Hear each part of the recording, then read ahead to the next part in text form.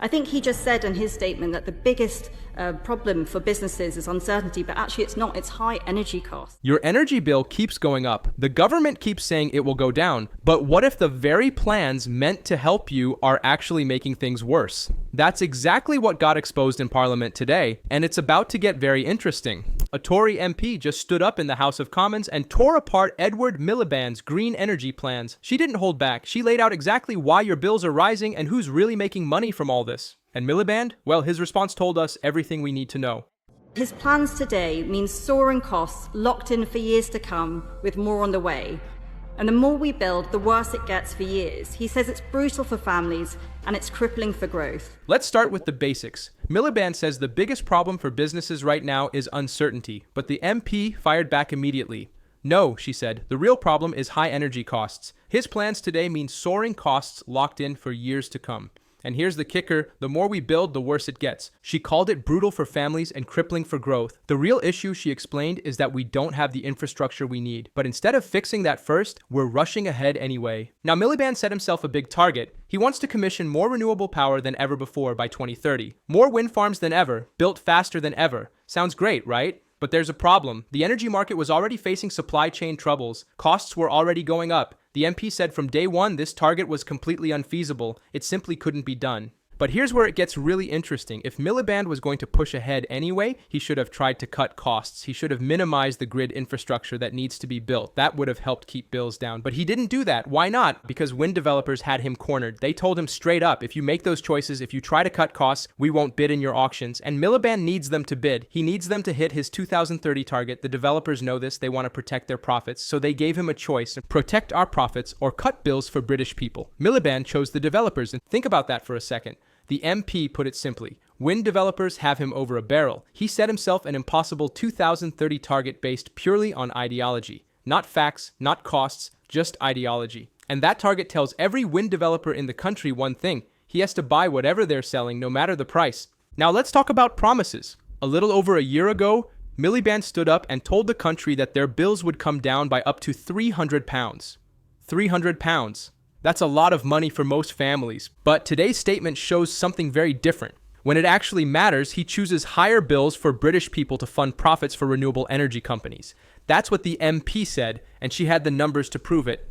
But wait, it gets worse. Today's announcement means we'll be paying billions to wind farms, but not to produce energy. Number. We'll be paying them simply to switch off. These are called constraint payments. We pay wind farms to not produce electricity when we don't need it or can't use it. The MP had warned him about this repeatedly. She told him over and over, don't build more wind before you build the grid. If you do, you'll end up paying massive amounts just for backup and for these constraint payments. But Miliband didn't listen. In fact, he did something worse.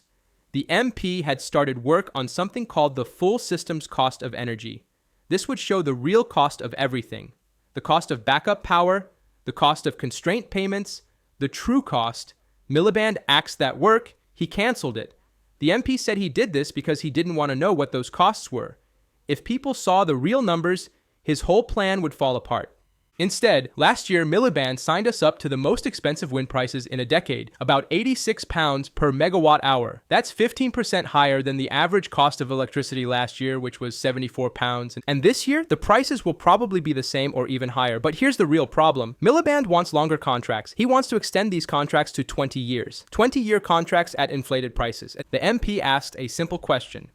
And worse still, what he didn't mention is that today's announcement means higher bills to pay billions for wind farms not to produce energy, but simply to switch off, for constraint payments. Would you lock yourself into paying 15% more for your electricity for the next 20 years? Of course not. But that's exactly what Miliband wants to do for the whole country. He hasn't explained how locking us into much higher prices for longer will bring down bills, but that's what he promised the British public. He told everyone his flagship mission was to commission more renewable power than ever before by 2030, more wind than ever before, faster than ever before, in a market that was already facing supply chain challenges and soaring costs. I said at the time that that was completely unfeasible, but if he was going to do it, then he should be taking every opportunity to minimize the grid infrastructure that needs to be built and the costs of his plans. Let's look at the actual costs. His plan requires more grid to be built faster than before. That adds £74 to household bills. His plans mean constraint payments will rise to £8 billion. That's another £100 on bills. So they promise cheaper bills, but every new plan adds another £100 to what you pay. And now there's more. We're going to be paying solar farms to switch off when it's sunny too. Yes, you heard that right. When the sun is shining and solar panels could be making electricity, we'll pay them to turn off. The Office for Budget Responsibility says green levies are going to rise by £5 billion. Another Have you noticed quid. something? And now we read that we're going to be paying solar farms to switch off when it's sunny too, and the OBR says that green levies are going to rise by £5 billion. Now, people may have noticed he used to talk a lot about cheaper energy, but now he talks about less volatile prices. But what his backbenchers need to realise is that most people wouldn't swap a 4% variable rate mortgage for an 8% fixed one. What they care about is the price of their bills, and they want cheaper prices. But if he was truly interested in bringing down bills, he wouldn't have scrapped the analysis that I started last year to find out the true cost of a system dominated by wind and solar. Miliband used to talk all the time about cheaper energy. Now he talks about less volatile prices. That's a very different thing. The MP made a great point here. Most people wouldn't swap a 4% variable rate mortgage for an 8% fixed one. Yes, the fixed rate is more stable, but it costs way more. What people actually care about is the price. They want cheaper prices, not just stable ones. If Miliband truly wanted to bring down bills, he wouldn't have scrapped the analysis the MP started last year. That analysis would have shown the true cost of a system dominated by wind and solar, but he killed it. The MP has now read twice in 1 week that Downing Street is starting to pressure Miliband. That Downing Street are starting to pressure the Secretary of State about when his plans might actually bring down bills. And all I can say is, I share the feeling. But what they might have wanted to ask, before they repeated all of the empty promises about cutting bills, that £300, is where was his evidence? So the MP asked Miliband 5 direct questions, then she hit him with 2 devastating quotes. So I ask him now, would he reinstate that cost of energy work so we can clearly see the differences between the systems? Would he set out a roadmap which will point out exactly how he will lower those bills? Will he confirm he won't sign up to prices in this year's wind auction which are higher than the current average cost of electricity? And can he confirm, did he have a full cost-benefit analysis of the choices in front of him? The first came from the chief executive of Octopus Energy. Now this is important. Octopus Energy is one of the country's biggest advocates for renewables. And can he confirm, did he have a full cost-benefit analysis of the choices in front of him today? And will he share the views of Ofgem and ANISO? And I'll leave him with 2 quotes. The chief executive of Octopus Energy, one of the country's biggest advocates for renewables, said his plans today mean soaring costs locked in for years to come, with more on the way.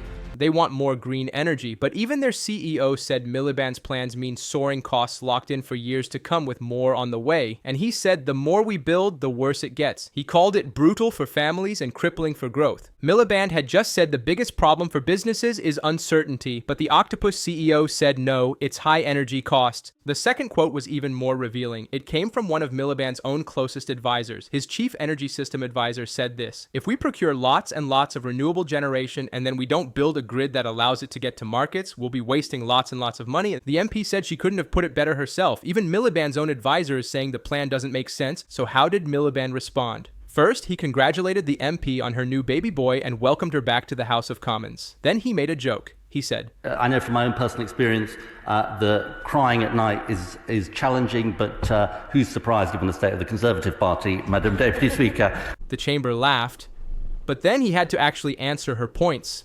His main argument was this. He said it ruined family finances, business finances, and public finances, and then he went for the big attack. The Conservatives just had their worst election defeat in 200 years. Do they think maybe they got it wrong? They doubled down on a failed strategy. Then Miliband agreed with one of her points. Yes, we have a problem with constraint costs. Yes, we don't have the infrastructure we need. Absolutely right. But then he asked who was in charge for 14 years. The Conservatives were. He quoted one of her own colleagues, the shadow energy minister. But this is what he said. It's absurd. The fact that under 14 years of Conservative government, we're now in a situation where it's more difficult to build critical national infrastructure projects than it was when we came into power, and costs more. And that's what we've got. So whether it is the grid system, which was massively backed up, a planning system that was in disrepute, the network, the transmission infrastructure that wasn't built. So that's the second point. Then he accused her of hypocrisy. She says, let's build the grid. Fine. But she's going around the country opposing new clean energy infrastructure everywhere, saying it's terrible and shouldn't happen. Miliband said at the level of strategy, at the level of record, and at the level of what she's doing now, she's in the wrong place. Then he listed his achievements: over £40 billion of private investment into clean power, a record-breaking renewables auction. He said the Conservatives talked about nuclear power and small modular reactors but never delivered. Labour is actually delivering it. He addressed the accusation about being on the side of wind developers. No, he said, he's on the side of UK Steel, Make UK, the British Chambers of Commerce, Ceramics UK, and businesses across the country who support this decision. Finally, he tackled bills directly. His strategy and belief is that a clean power system can bring down bills for good. Why? Because that's how you lower wholesale prices. That's how you get off the roller coaster of fossil fuel prices. Homegrown clean power is the answer for Britain. He suggested she do some hard thinking about the past, about strategy, and about what's right for Britain.